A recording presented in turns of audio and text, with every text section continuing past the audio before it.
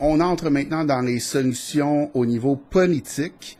Avant de parler directement de politique, je dois plutôt vous parler de religion. J'aimerais vous poser une question. Quelle est, selon vous, la religion la plus dangereuse? Je vais répondre à cette question à la fin de cette vidéo. Je dois faire quelque chose que j'essaie d'éviter le plus possible d'habitude, c'est-à-dire je veux copier la vidéo de quelqu'un d'autre. Il y a un Américain qui s'appelle Larken Rose qui a fait une vidéo que j'ai trouvée absolument géniale, autant informative que divertissante et qui fait vraiment réfléchir. Et donc, je vais essayer de la reproduire ou enfin vraiment vous expliquer ce qu'il y a dans sa vidéo. J'ai pris des notes, je vais y aller presque phrase par phrase. Si vous parlez anglais, je vais mettre le lien dans la barre de description. Allez voir sa vidéo originale qui est 100 fois meilleure que ce que je vais pouvoir faire. Et évidemment, lui parle de la situation aux États-Unis, mais ce qu'il dit s'applique dans tous les pays, dans le fond, là, et définitivement au Canada. Donc, M. Larken Rose commence sa vidéo avec un bout de papier sur lequel il écrit avec son crayon. Et il montre à la caméra. Puis là, je m'excuse, il y a des reflets, on voit rien, donc ça donne rien que je fasse des vrais papiers avec ce qui doit être écrit dessus. Vous ne verrez pas. Donc, je montre en fait mes notes sur les vidéos que je fais. Donc, il montre un papier à la caméra et c'est écrit dessus « J'ai le droit de vous voler ». Et il dit donc, OK, donc je vous annonce, j'ai le droit de vous voler. Moi, je trouve que faire de l'argent, gagner de l'argent, c'est trop compliqué, ça prend trop de mon temps, trop de mon énergie. Donc, je crois que ça va être plus simple d'aller prendre les choses chez mes voisins. Donc, pour que ce soit officiel, j'ai écrit ça sur un papier, j'ai le droit de vous voler. Et voilà. Donc, moralement, c'est fait.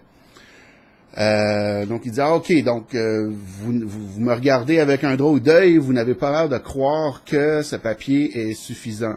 Donc, pas de problème, je vais en faire un autre.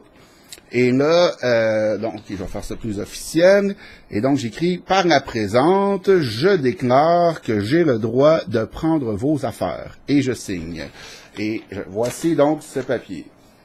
Là, ah non, ça fait pas, c'est toujours pas assez. OK, donc, ben écoutez, il n'y a pas de problème. Donc, par la présente, je déclare que j'ai le droit moral de prendre vos affaires et je signe et je fais signer 8 de mes amis. Donc, vous avez maintenant toutes les signatures au bas qui rendent ce document officiel. Non, ça va toujours pas. OK, donc là, avec mes amis, on va se réunir et nous sommes réunis, nous avons fait une réunion officielle très formelle et une déclaration qui a l'air très officielle en est sortie avec beaucoup de paragraphes. Et qui dit en gros que j'ai le droit de vous voler, et c'est signé, et c'est bien écrit avec un beau titre et tout ça.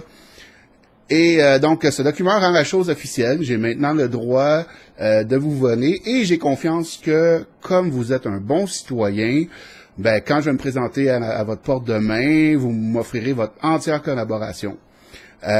Si vous pourriez préparer vos biens, les mettre en ordre pour que je puisse facilement choisir quoi, vous me regardez avec un drôle d'œil. Ça va pas? Vous doutez de ce bout de papier? Mais voyons, pourtant, c'est légitime. Vous doutez que j'ai le droit de vous voler. Voyons, c'est écrit juste là, c'est signé. Que voulez-vous de plus?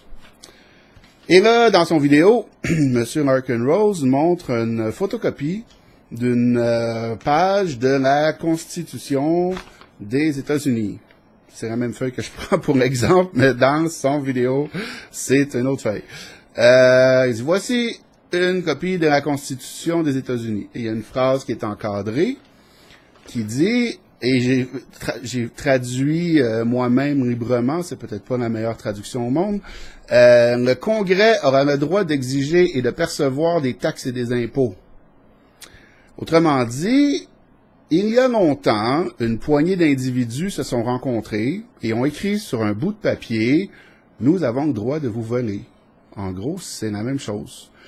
Ils n'ont pas appelé ça du vol, plutôt des taxes et impôts, parce que ça sonne mieux. Mais c'est la même chose. Nous avons le droit de prendre vos biens de force si nécessaire et sans votre approbation. Ils ont aussi écrit plusieurs choses à propos de la façon dont ils devront prendre possession de votre bien, du rituel qui sera associé, des délais, etc., quels biens ils vont prendre, etc. Les avez-vous cru? Les avez-vous cru plus que ma version? Est-ce que leur version sonne plus officielle?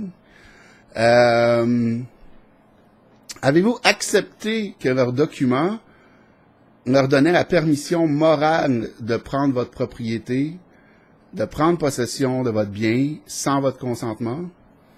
Si vous êtes comme 99,99999% de la population, vous avez accepté comme la vérité ultime la notion que ce simple bout de papier donne à de simples mortels le droit moral de confisquer de force la fortune des gens sans leur permission. Et quand on y pense comme il faut, toutes les formes de taxes, d'impôts, tout l'argent qui nous est retiré émane, découle de ce bout de papier.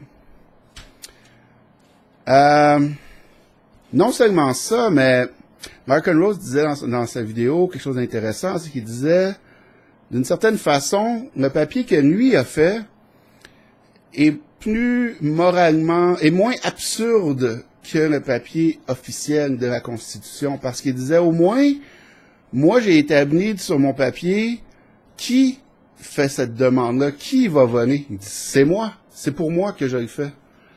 Il établit aussi qui va se faire voler. Il dit, c'est vous qui recevez ce papier-là. Puis ça se passe maintenant.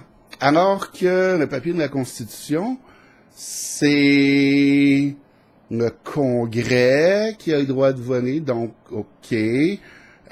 Donc c'est pas clair qui, ça dépend quand est-ce que ça se passe. C'est pas clair où va l'argent exactement, qui va s'en servir et comment. Et c'est certainement pas clair, il n'y a pas de date limite là-dessus. Donc, c'est comme si sur un papier, c'était écrit mes petits-enfants auront le droit de voler vos petits-enfants. OK. Là, je redeviens moi-même. C'est pas, je n'imite pas Mark Rose. Pourquoi je vous parle de ça? Ben, la religion la plus dangereuse, j'en parlais au début, la religion la plus dangereuse, selon Mark Rose, et j'ai tendance à être d'accord, c'est l'étatisme. La croyance que l'État a le droit, a tous les droits. Dans le fond, au Canada, tu sais, qui a le droit? Ben, la reine, ça vient de ça. C'est même pas la reine, c'est pas l'humaine qui est la reine, c'est la couronne. Donc, c'est une fiction en bout de ligne. Et c'est une croyance. Tout ça est une croyance. Et si cette croyance, tu sais, moi je fais pas cette vidéo-là pour être rebelle, tu sais, je veux pas me rebeller juste pour être rebelle ou inciter les gens à se rebeller ou quoi que ce soit. Mais je crois que qui que ce soit qui regarde la situation de façon objective doit arriver à la conclusion qu'il y a des limites acceptables qui ont été dépassées de beaucoup et depuis longtemps. Le besoin d'argent et de contrôle de ces entités-là est tellement grand maintenant que, je veux dire, on fait des guerres au nom de ça, on détruit la nature au nom de ça, on tue, on pille, on vole, les injustices sont innombrables. Il y a des gens qui se retrouvent en prison parce qu'ils n'arrivent pas à payer des dettes d'État qui sont totalement farfelues au départ. Donc, je crois que la première solution politique que je proposerais et la plus importante, c'est vraiment de revoir notre attitude face à ce culte de l'étatisme, qui est, je crois, la religion la plus dangereuse parce que c'est vraiment une qu'on n'a jamais questionnée, qui nous est inculquée depuis qu'on est petit et qu'on ne voit plus. Tellement c'est là dans tout, c'est accepté et on ne le voit plus. Donc je crois qu'on doit revoir notre attitude face à ça. Je crois que les petits bouts de papier, ce ne sont que des bouts de papier. Je l'ai dit souvent, en Islande, les gens se sont révoltés contre ça de façon pacifique et ont déchiré leur constitution et l'ont réécrit ensemble. Donc, c'est probablement pas parfait là-bas, mais c'est définitivement mieux qu'avant. Donc, je crois qu'il y a quelque chose à faire avec ça. Je vous laisse méditer là-dessus. Si vous comprenez bien l'anglais, allez voir la vidéo originale de Larkin Rose. Il en a fait d'autres. Il a fait beaucoup de choses depuis. Et en passant, sa vidéo n'a pas des tonnes de vues. Il y a comme 175 000 vues pour un Américain qui fait une vidéo aussi bien faite. C'est pas beaucoup. Donc, je vais peut-être apprendre son monologue par cœur et refaire une vraie vidéo exactement pareille.